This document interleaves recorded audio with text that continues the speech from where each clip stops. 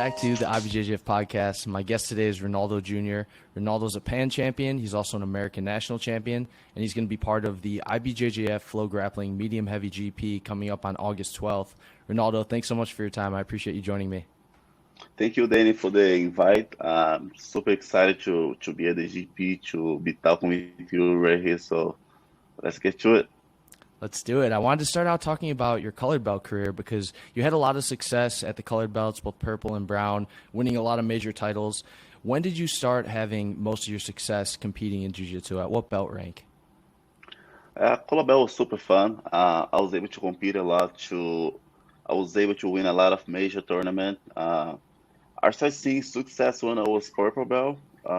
When I got to the United States, I started competing Pans, Worlds. So I got to compete against high-level competitors to take more seriously the jiu-jitsu career. So I was able to get a lot of good results when I got to the United States. I went to Atos. I started competing with the high-level people. I started surrounding myself with high-level athletes that got to my I was able to elevate my game working with them.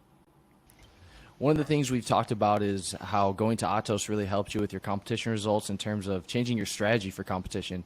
Can you talk about some of the strategic changes you made and who helped you with those at Atos? I feel like once I got to Atos, I was able to train with a lot of high-level competitors and with Professor Galvão and Angelica. I think since when I was younger, when I was blue, purple belt, I was able to win a lot of fights, but that was like some type of fights, especially in the finals, the open class finals. I was finding myself losing by one advantage, by a penalty that was part of the strategy. And I feel when I got over here, I was able to work with the best people. They was able to fix my game. And then I started learning more about strategy, about how to fight, the right way to explode, to apply pressure.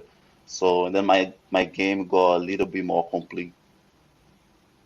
You ended up winning the Worlds as a brown belt in 2019, and then you got your black belt shortly after. Can you talk about the feeling of getting your black belt after such a big accomplishment at the brown belt Worlds? It was amazing. The black belt is a belt that everyone's waiting for. I was like waiting to get a black belt for a long time. In 2019, I was able to compete a lot of big tournaments. I went to Portugal to compete Europeans. I won Pans. I won Brazilian Nationals, 5 submissions, 5 fights, 5 submissions. And then right away, I went to Worlds, and I was able to win. When I got to the semifinals at Worlds, I broke my finger doing the fighting against a really tough opponent. But even though I was able to go to the finals and win the finals with a broken finger, so it was a really special moment. And then right away, I got my black belt. One thing that was really impressive about your career is you had great results at black belt right off the bat. You won the Pans in 2020, and that was your first major title as a black belt. Can you talk about some of the things that you think helped contribute to your success in that transition from brown belt to black belt? I think that helped me a lot was preparing myself for that scenario even before getting the black belt. When I was purple and brown belt, I was already seeing myself competing with a high-level black belts. I was watching the black belt division for a long time. I knew that the middleweight was a very stacked division.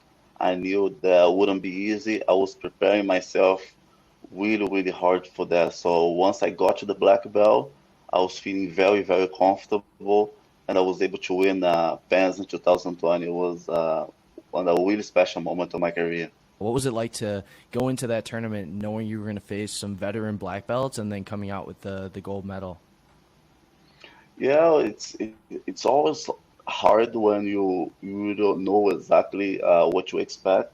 I was trying my best to learn and watch a couple fights, but it's very different once you step on that mat with a high-level black belt. So I'm glad that I was able to get there and display my game against a really tough opponents, and I got the win. It was amazing. It was really special. and I'm chasing more. I want more. You won the Pans. You've also won American Nationals at black belt. You've won a bunch of Opens. And I'd love to hear about your fight against Tynan Dauper at the 2022 Pans. That was a fight that happened about 4 or 5 months ago, and that's a fight that people are already saying is the best fight of 2022. It was really back and forth. You guys both had some great moments. What was it like fighting that match against Tynan, and how did you feel about your performance? Well, was a really good fight. That day I had a lot of tough opponents on my side of the bracket. I was able to fight against a lot of good guys, and I got into the semifinal against him. It was a really good fight. Both of us was displaying a really good technique. Was like an amazing fight for the public, and I'm glad to be able to compete and show my jiu-jitsu for everybody. So that was a really good fight. And now you're going to be in the IBJJF Flow Grappling Medium Heavy GP. You've got yourself, Leandro Lowe, Andre Porfirio, and Matias Luna. What are your thoughts on that bracket? There's obviously amazing opponents that most of them you fought before, except for Lowe. So what are your thoughts on that bracket overall, and how you feel it's going to play out? I think it's gonna be fireworks. I can't wait to be there. I fought against Matias a couple times, like a lot of times. I think more than 10 times, I guess. I fought Andre in the blue and purple belt, but I didn't got to fight him as a black belt. He's a person that he's growing a lot. He's also a Pan American champion as a black belt. So yeah, and then there's Leandro, which is like everyone knows, really tough opponent. I just can't wait to get there and fight against them. You train at Atos HQ in San Diego.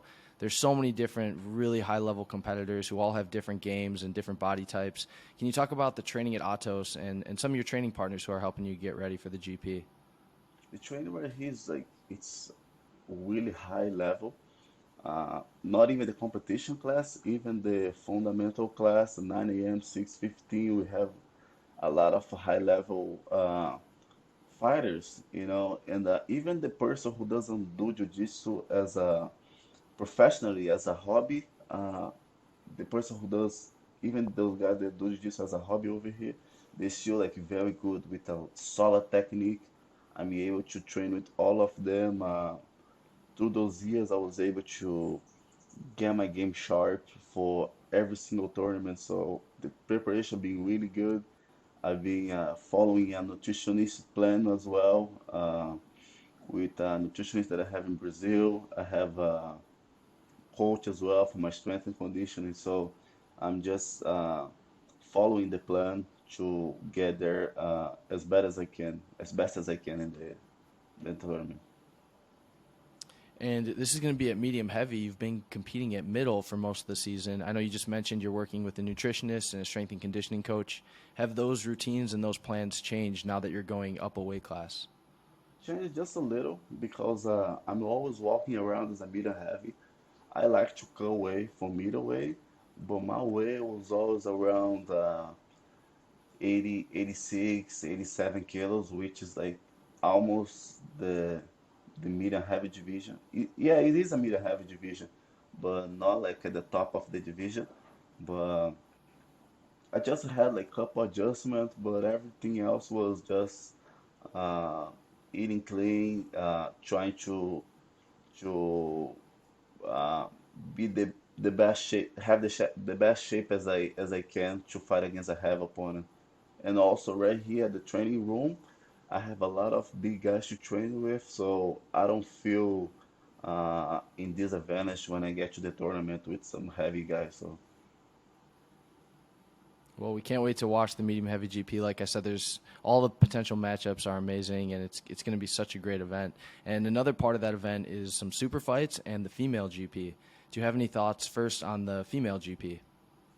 yeah, it's a really stacked division. I was very happy to see the females are able to compete in the GP as well.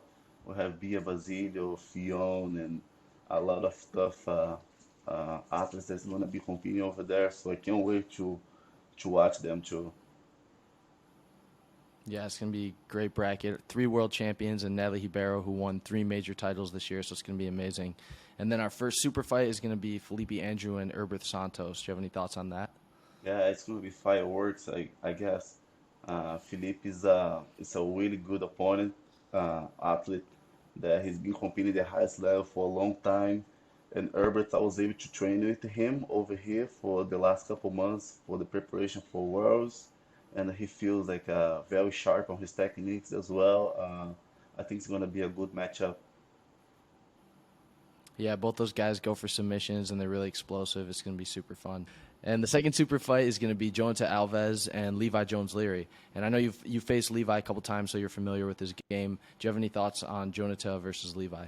I think it's gonna be a good fight. I fought they both. I fought Jonathan's in Austin Open, I guess, and then I fought Levi a couple weeks ago.